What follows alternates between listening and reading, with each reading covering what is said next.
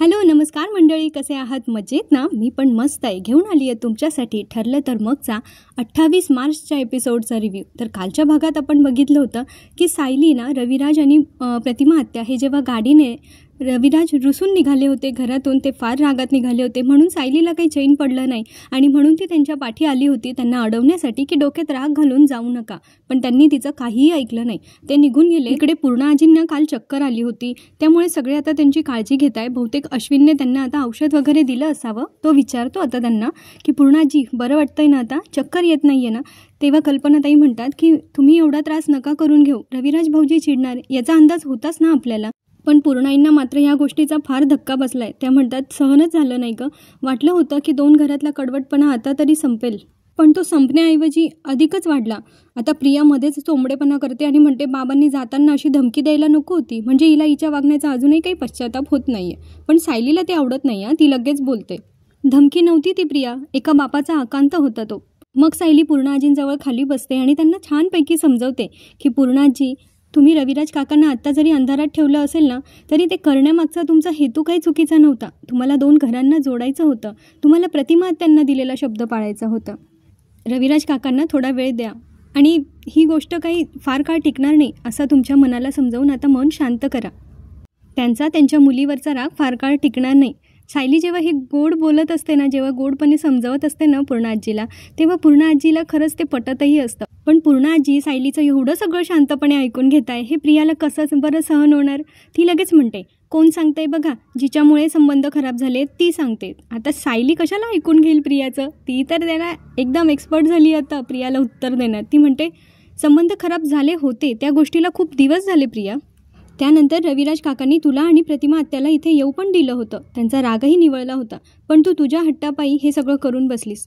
आता यापुढे ना एकच गोष्ट कर, आगीत तेल टाकणं बंद कर आणि कोणाची चूक आहे हे उघडत बसण्यापेक्षा आहे ना नाती जोडण्याचा प्रयत्न कर.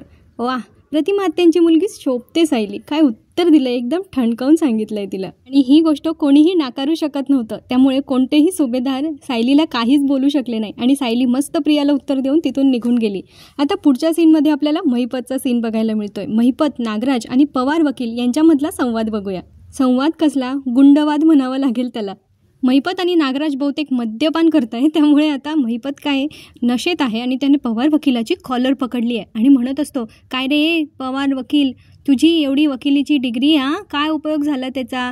3 आठवडे झाले माझी पोरगी ज्याला ते, म्हणजे किती दिवस? तर पवार वकील थोडासा विचार करता आणि म्हणतात म्हणजे 21 ना?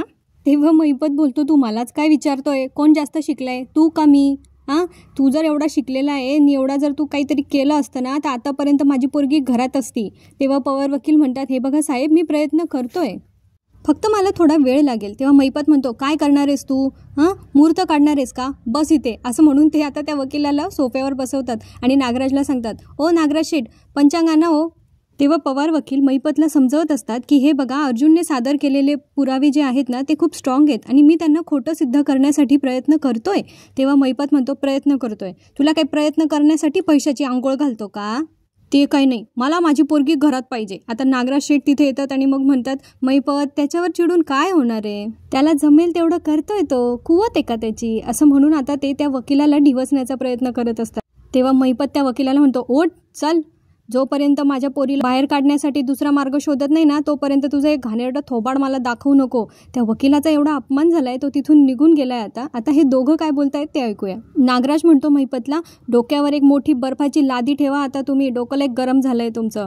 तेव्हा महिपत म्हणतो ती पण पेटेल, आता एवढं डोकं माझं गरम झालंय, एक पण जण कामाचं नाहीये. म्हणजे हा पवार वकील पण बिनकामाचा निघाला. माझे पंटर लोक, त्यांनी त्या मधुभाऊची सही आणली होती, तो कागद पण त्यांना सांभाळता नाही आला आणि तुम्ही दोघं तरी काय कामाचे? आता नागराजला राग आलाय कारण महिपतने आता त्याचं पण कॉलर पकडलंय आणि त्याला म्हणतो त्या किल्लेदारच्या घरात राहता तुम्ही, काही माहिती काढली का नाही, का नुसतंच आपली टिव टिव टिव?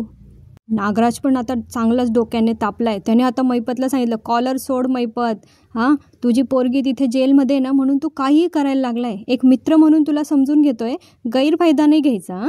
कॉलर सोड. महिपत त्याची कॉलर सोडतो. तेव्हा नागराज म्हणतो स्वतःने केलेले 10 खून पचवू शकलास तू, आणि तुझ्या पोरीकडून झालेला 1 खून, तो पण चुकून, तो तुला पचवता नाही आला?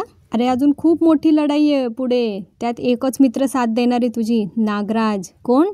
नागराज. नागाला डसायचं नाही, सांभाळून राहायचं.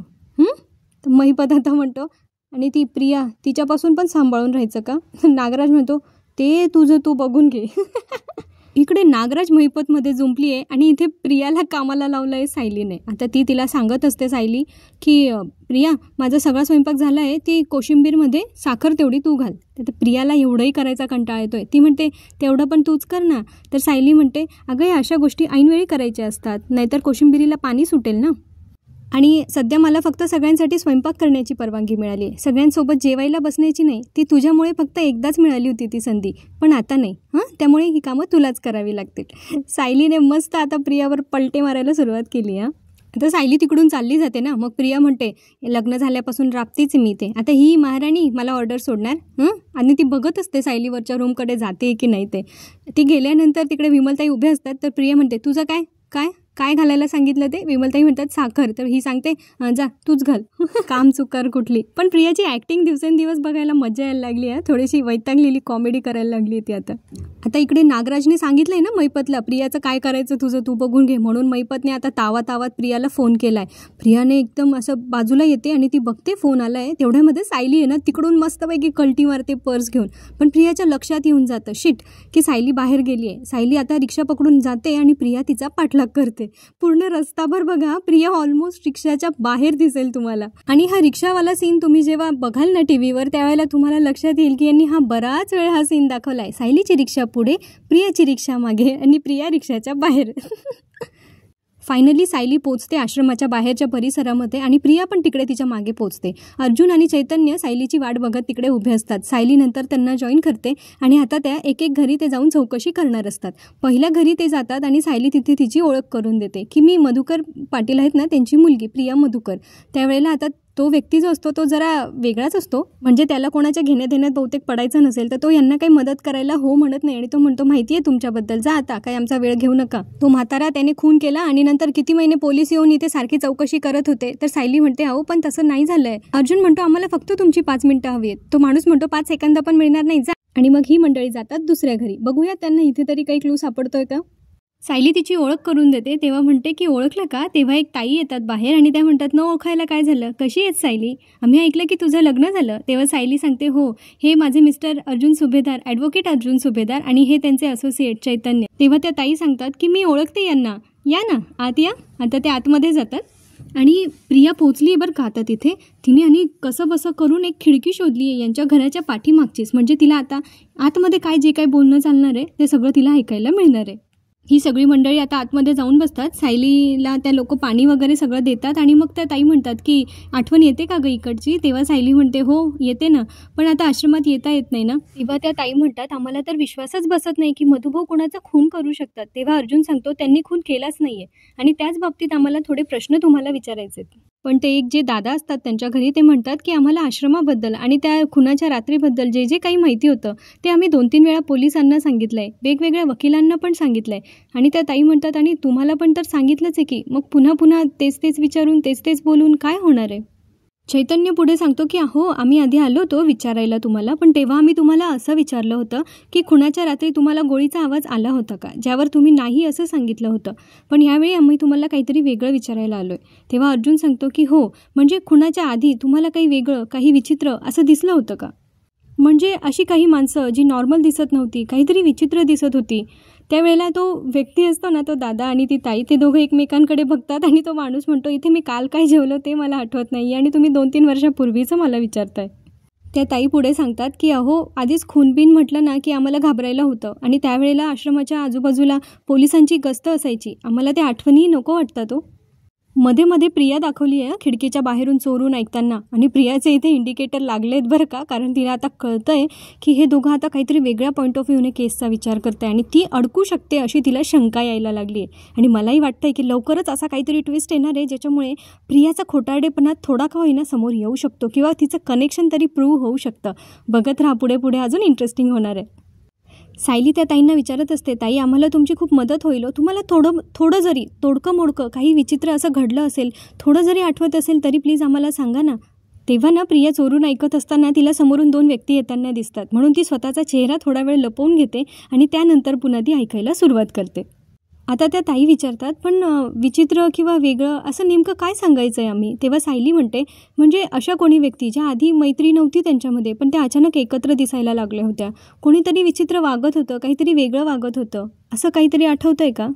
तेव्हा आणखीन एक व्यक्ती त्या घरात असतात. ते म्हणतात की मधुभाऊंसाठी लागेल ती मदत आम्ही करायला तयार आहे, कारण एवढ्या परक्या मुलांसाठी मधुभाऊ एवढं स्वतःच्या पोटच्या मुलांसारखं इतकं काय काय करत होते, ही गोष्ट काही सोपी नाही आहे. त्यावेळेला सायली म्हणते की अशाच मधुभाऊंसाठी आपल्याला थोडंसं त्यांना प्रयत्न करून त्यांच्यासाठी काहीतरी करायला काय हरकत आहे, सांगा ना काय आठवत असेल तर.